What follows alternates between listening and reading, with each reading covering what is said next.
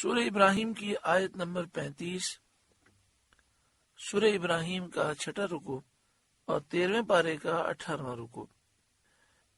اللہ تعالیٰ نے ارشاد فرمایا وَإِذْ قَالَ إِبْرَاهِيمُ، اور یاد کرو جب ابراہیم نے عرض کی رَبِّ اجْعَلْ هَذَا الْبَلَدَ آمِنًا، اے میرے رب اس شہر کو امان والا کر دے، امن والا کر دے، یعنی مکہ مکرمہ کو امن والا شہر بنا دے کہ قرب قیامت دنیا کے ویران ہونے کے وقت تک یہ ویرانی سے محفوظ رہے۔ جب قیامت قریب آئے گی تو دنیا ویران ہو جائے گی، تو آپ نے یہ دعا کی کہ اے مالک جب تک وہ وقت نہیں آتا اس وقت تک قیامت تک اس شہر مکہ کو آباد رکھ، یا اس سے مراد یہ کہ اس شہر والے امن میں ہوں۔ حضرت ابراہیم علیہ السلام کی یہ دعا قبول ہوئی، مستجاب ہوئی۔ اللہ تعالیٰ نے مکہ مکرمہ کو ویران ہونے سے امن دی اور کوئی بھی اس کے ویران کرنے پر قادر نہ ہو سکا، اور اللہ تعالیٰ نے مکہ مکرمہ کو حرم بنایا کہ اس میں نہ کسی انسان کا خون بہایا جائے، نہ کسی پر ظلم کیا جائے، نہ وہاں شکار مارا جائے، نہ سبزہ کاٹا جائے۔ وَاجْنُبْنِي وَبَنِيَّ أَن نَّعْبُدَ الْأَصْنَامَ، اور مجھے اور میرے بیٹوں کو بتوں کے پوجنے سے بچا۔ انبیاء علیہ السلام بت پرستی اور تمام گناہوں سے معصوم ہیں۔ حضرت ابراہیم علیہ السلام کا یہ دعا کرنا اللہ تعالیٰ کی بارگاہ میں تواضع اور اظہار احتیاج کے لیے ہے کہ باوجود اس کے کہ تو نے اپنے کرم سے ہمیں معصوم کیا، لیکن ہم تیرے فضل اور تیری رحمت کی طرف دست احتیاج دراز رکھتے ہیں۔ ربی، اے میرے رب، انہن اضللن کثیرا من الناس، بے شک بتوں نے بہت سارے لوگ بہکا دیے، یعنی ان کی گمراہی کا سبب ہوئے کہ لوگ بتوں کو پوجنے لگے۔ فمن تبعنی فانہ منی، تو جس نے میرا ساتھ دیا وہ تو میرا ہے، یعنی جو میرے عقیدے اور میرے دین پر رہا وہ میرا ہے۔ ومن عصانی، اور جس نے میرا کہا نہ مانا، فإنک غفور الرحیم، تو بے شک تو بخشنے والا مہربان ہے، چاہے تو اسے ہدایت کرے اور توفیق توبہ عطا فرمائے۔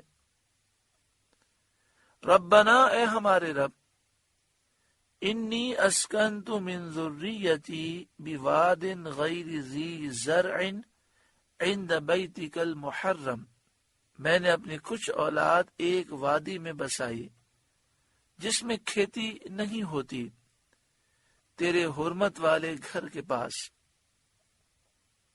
اس وادی میں جہاں اب مکہ مکرمہ ہے، اور اولاد سے مراد حضرت اسماعیل علیہ السلام ہے۔ حضرت اسماعیل علیہ السلام سرزمین شام میں حضرت بی بی ہاجرہ رضی اللہ تعالی عنہ کے بطن پاک سے پیدا ہوئے۔ حضرت ابراہیم علیہ السلام کی زوجہ حضرت سارہ کے یہاں کوئی اولاد نہ تھی، اس وجہ سے انہیں رشک پیدا ہوا۔ یاد رکھیے گا کہ حضرت بی بی ہاجرہ کے یہاں حضرت اسماعیل علیہ السلام کی ولادت ہوئی، پھر اس کے 14 سال کے بعد حضرت بی بی سارہ کے یہاں حضرت اسحاق علیہ السلام کی ولادت ہوئی۔ تو اس وقت حضرت بی بی سارہ کے یہاں اولاد نہ تھی۔ انہوں نے حضرت ابراہیم علیہ السلام سے کہا کہ آپ ہاجرہ کو اور ان کے بیٹے کو میرے پاس سے جدا کر دیجئے۔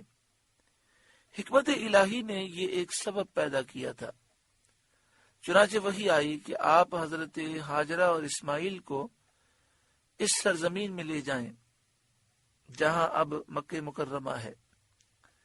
آپ ان دونوں کو اپنے ساتھ براق پر سوار کر کے شام سے سرزمین حرم میں لائے اور کعبہ مقدسہ کے نزدیک اتارا۔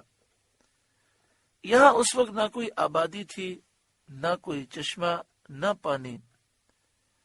ایک توشہ دان میں کھجوریں اور ایک برتن پانی انہیں دے کر آپ واپس ہوئے اور مڑ کر ان کی طرف نہ دیکھا۔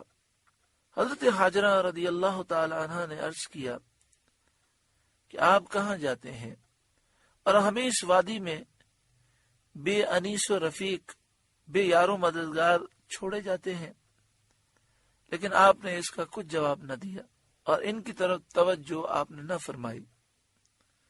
حضرت بی بی حاجرہ رضی اللہ تعالی عنہ نے چند مرتبہ یہی عرض کیا اور جواب نہ پایا تو کہا کہ کیا اللہ نے آپ کو اس کا حکم دیا ہے؟ آپ نے فرمایا ہاں۔ اس وقت انہیں اطمینان ہوا اور بی بی حاجرہ کہنے لگی پھر تو اللہ ہماری ضرور مدد فرمائے گا، ہمیں اب پریشان ہونے کی کچھ حاجت نہیں۔ حضرت ابراہیم علیہ السلام چلے گئے اور انہوں نے بارگاہ الہی میں ہاتھ اٹھا کے یہ دعا کی، ربنا انی اسکنت من ذریتی بواد غیر ذی زرع عند بیتک المحرم۔ اے میرے رب، میں نے اپنی کچھ اولاد ایک وادی میں بسائی جس میں کھیتی نہیں ہوتی، تیرے حرمت والے گھر کے پاس میں نے اپنی اولاد رکھی ہے، وہاں بسائی ہے۔ حضرت بی بی حاجرہ رضی اللہ تعالی عنہا اپنے فرزند حضرت اسماعیل علیہ السلام کو دودھ پلانے لگیں۔